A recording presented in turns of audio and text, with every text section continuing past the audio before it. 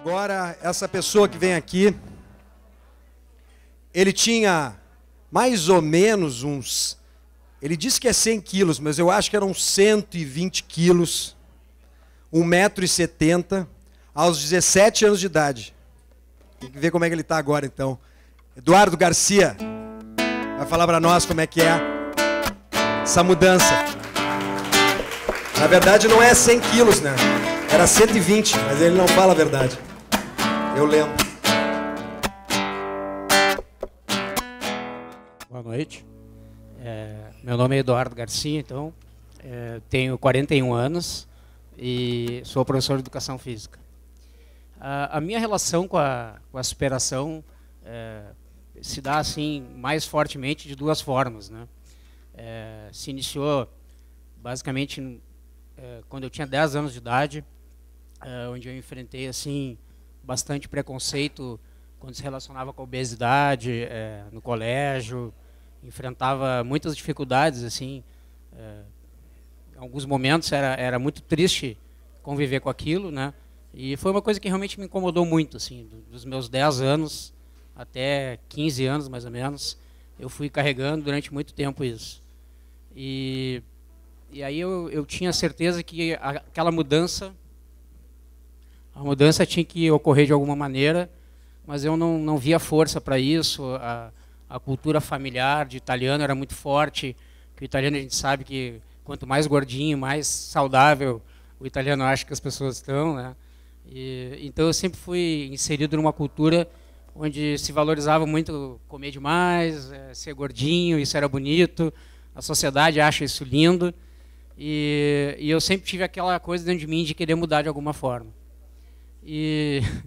Então eu lembro como se fosse hoje, quando eu tinha 15 anos, o Pedro, o Bento acompanharam isso na minha infância, que eu me olhei no espelho assim e pensei, cara, agora chega, está na hora da mudança, de alguma forma tu vai ter que ir para frente e modificar todo esse parâmetro, né? E como na época eu gostava de exercício, mas não tinha assim aquela coisa de conseguir fazer sozinho, era meio perdido em relação a isso, eu morava próximo do Parcão aqui, e aí eu pensei, não, eu vou para o Parcão, vou começar a correr e de alguma forma eu vou emagrecer. E aí eu ia para o Parcão, com quase 100 e poucos quilos, voltava para casa sempre com dor no joelho e tal, mas eu era insistente, toda semana eu fazia isso, e eu digo, bom, de alguma forma vai ter algum efeito, né? Foi então que daí eu fui encaminhado para a minha primeira dieta, né, que foi com o Dr. Luzardo, e que ali eu acho que a gente tem muita experiência de pessoas que fazem dieta e tal e não conseguem ter resultado. Mas ali, quando a gente está focado em realmente ter um resultado, é que a coisa realmente vira mesmo. E aí eu comecei, foi 1 ano de dieta, e exercício quase todos os dias, ia para o Parcão e fazia aquelas corridas à la louca, assim, começava com 5 km, 6 km, bem coisa de quem não tinha ideia nenhuma sobre isso, né? E aí quando eu comecei a alimentação, eu comecei a me tornar até chato, porque era realmente aquilo que tinha que comer e não saía daquilo nunca. E aí, em questão de 1 ano, eu perdi quase 40 quilos, né? Foi realmente uma mudança muito forte, assim, eu cheguei quase a 60 quilos na época, e aí teve o outro lado da moeda. Eu tinha medo de comer, comecei a emagrecer demais, de realmente chegar até quase a comprometer o estado de saúde, né? Aí a mãe me levou de volta no médico e disse, bom, eu trouxe aqui, o senhor resolveu, então agora o senhor vai resolver de novo, porque ele não vai me deixar louca, né? Aí voltamos lá e tal, aí eu comecei devagarinho a perder esse medo e começou a ter dentro de mim aquele sonho de conseguir ajudar outras pessoas nisso, de saber que isso era uma coisa que eu sentia dentro de mim e que de alguma forma eu podia ajudar as pessoas. E aí veio o sonho de ser educador físico, né? E aí esse sonho começou em 91, quando eu fiz o primeiro vestibular, passei, comecei a cursar educação física e para mim aquilo tinha sido uma das coisas mais importantes da vida, né? Só que aí, em 94, esse sonho acabou de alguma forma tendo que esperar um pouquinho, porque meu pai ele tinha uma empresa e essa empresa não ia muito bem, E ele era um cara muito estressado, um cara que tinha um ritmo de vida, fumava muito, tinha uma vida irregular, tinha problema com álcool, tinha várias coisas que a gente sabe que a pessoa que está não admite, mas que as pessoas que estão ali presenciando sabem que isso está acontecendo, mas de alguma forma a gente deixa as coisas indo para frente e acaba não resolvendo. E aí, quando eu tinha em torno de 21 anos, num sábado em casa, ele teve um infarto na minha frente. Eu me senti imóvel, não consegui de forma nenhuma ajudar. E a gente chamou assistência, dali ele saiu praticamente morto, mas ficou em torno de 8 meses ainda internado. E a gente manteve aquele 8 meses ele internado no Moinhos, né, um hospital que na época o convênio cobria só por 90 dias, e a gente teve que dispor de tudo que a gente tinha financeiramente para poder custear o tratamento dele na época. E aí então eu tive que adiar meu sonho de me tornar educador físico, na verdade. Mas eu nunca esqueci isso, e sempre foi uma coisa que foi muito forte dentro de mim. E eu tinha que achar uma maneira de... Aí ele acabou falecendo, minha mãe, os irmãos, uma situação difícil, mas eu tinha certeza que a minha vida profissional ia ser aquilo.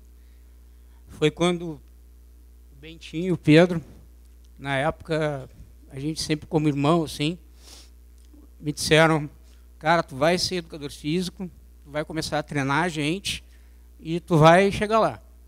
E aí o Bentinho, na época, estava começando a competir em jiu-jitsu, e aí eu fui para casa, peguei os livros, comecei a estudar um pouco e treinei o Bentinho 3 meses.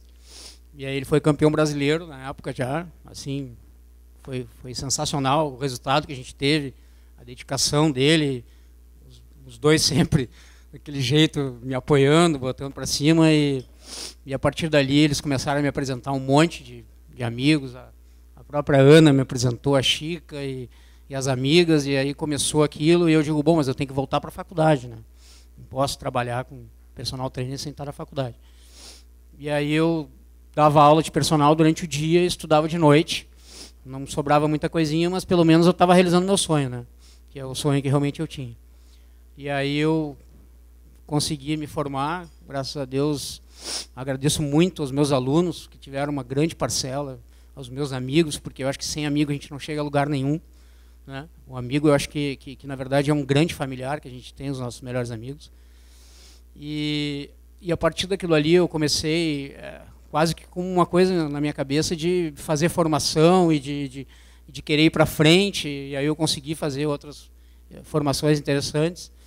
Mas aquela coisa de, além de trabalhar com atividade física, a coisa da cardiologia foi uma coisa que começou a ficar muito forte na minha cabeça, porque meu pai teve aquele evento na minha frente e eu não soube como ajudar, como fazer nada. E aí, em 2009, eu resolvi entrar na Universidade Federal, aí fui para a Faculdade de Medicina fazer um mestrado lá, e eu queria trabalhar na área de cardiologia, porque eu queria fazer reabilitação com pacientes que tivessem problema cardíaco, porque aquilo era muito forte dentro de mim. E hoje, graças a Deus, eu frequento 2 ambulatórios de cardiologia. A gente atende assim muitos pacientes por semana, consegue reabilitar muita gente, pessoas que não conseguiam caminhar 30 metros e depois de 6 meses a gente vê essas pessoas caminhando 300 metros. Aquilo para mim é uma vitória, e não tem dinheiro que pague isso. Eu consegui enxergar a pessoa se sentindo melhor e de alguma forma vivendo de novo, porque aquilo ficou muito forte dentro de mim, de ver meu pai ali, eu não ter uma ação em função do ritmo de vida que ele levava, do sedentarismo, de todas as coisas que a gente sabe que se a gente tomar um pouquinho de medida, a coisa realmente não vai estourar. Então, a minha história se resumiu dessa forma. Vocês me desculpem ter emocionado um pouco, mas que isso para mim, os meus amigos conhecem, mas é a primeira vez que eu estou contando isso em público. Mas é muito gratificante hoje poder trabalhar com personal training, prevenção, essas coisas, e saber que a gente não pode nunca esquecer um sonho, independente do que vai acontecendo no caminho da gente, e usar essa palavra, superação, todos os dias. Pensar que todos nós temos capacidade de chegar onde a gente quiser. É só tocar ficha. Obrigado.